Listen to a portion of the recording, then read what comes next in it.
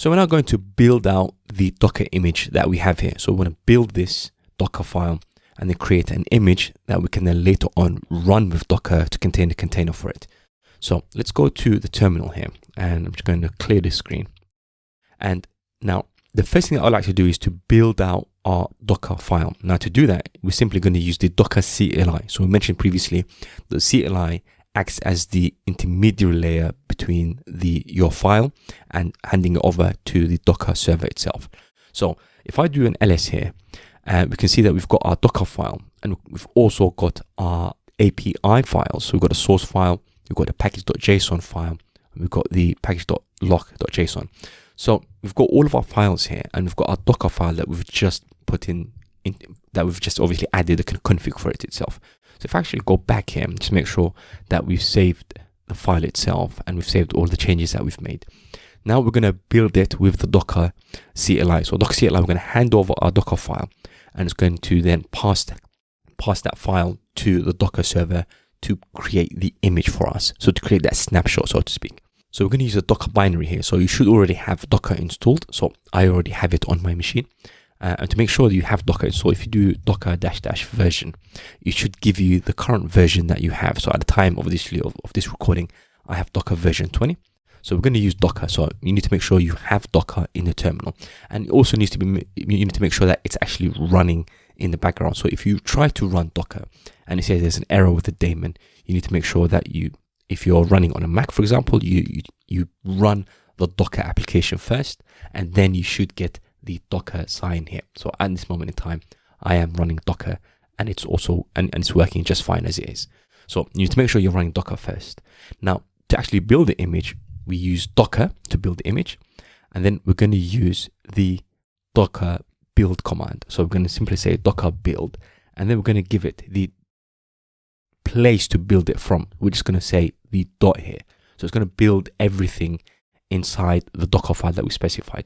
So just before we do that here, if I do an ls here, we have the Docker file. So you need to make sure that you're in the right place, you're in the right directory where you have the Docker file created. So I already have a Docker file. So if I do Docker build and then the full stop, it's going to look for this Docker file and it's going to build it out. So that's why the Docker file needs to be in the capital D and just Docker file without an extension. And Docker is going to look for that file, and it's going to try and pass that config to the Docker server. That's then going to build out our Docker image for us. So if I hit return, it starts building the Docker file for us. So it starts building a Docker image. And as you can see here, it's running the commands that we specified. So mine runs really quickly because I've run it already. So depending on if you've run it once already, it's going to use some cache mechanism, and it's going to run much quicker the next time you run it. But if you're running it for the first time, it's going to obviously need to pull down the node base image, and it's going to obviously need to run the npm install and then finish the rest of the Docker image creation process. So it might take slightly longer for you, but you can see the output here that we've actually built the image itself. Now it's finished creating the Docker image for us, and as you can see here, we don't actually have any mechanisms to run the image that we want to, or to run the image that we've just built here with Docker. So if you can see, it says writing image, and then you have the image ID. Now, when you run a Docker build, what you get is an image ID. So Docker builds the image, and you get the image ID, you get the ID of that image that you can then use to run using Docker. Now, it makes sense to associate a user-friendly name or a tag with the image that you build, so that you can simply refer to this tag when you want to run a custom Docker image. So instead of having to obviously make a note of this massive Docker ID here, you can simply create an image with a tag or a name that you can simply remember and run that tag instead of having to make a note, or obviously I'm not sure anyone's going to be able to remember that ID there. So we're going to build it again, but this time we're going to add a tag for our image such that we can then run that image using our tag instead of the ID. So I'm just going to clear the screen, and then we're going to say Docker build. So just before the directory or the dot command here, we're going to specify the tag argument. So we're going to say the dash tag, and then we're going to specify the name for our image. So the convention usually is to use your ID, your Docker Hub ID. So that's the ID that you're going to need to log into Docker. So if I go back to the Docker Hub here, so it's going to ask you for a Docker ID, and then it's going to ask you for the email and the password to log in. So the Docker ID is what you would have created already for your Docker account. So let's just go back to our terminal here. So my Docker ID is like this, and then we're going to specify a name for that particular image. So I'm calling it Nomad. So this part here is the Docker ID, and this part here is the name for this particular image. So that's how we add the tag. So we're simply going to run that build again. So it's going to run the build once more, but this time we have a tag for our image that's just been built. So instead of having to make a note of the massive ID there, we're simply going to just need to remember what tag we gave it. So that's my tag that I've given my image already.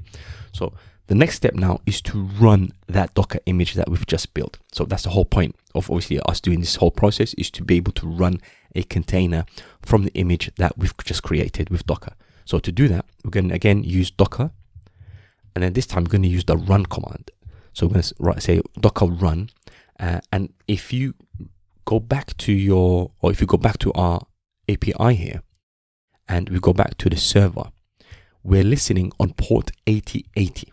So we need to open up port 8080 in the container to map to port 8080 on our local machine itself.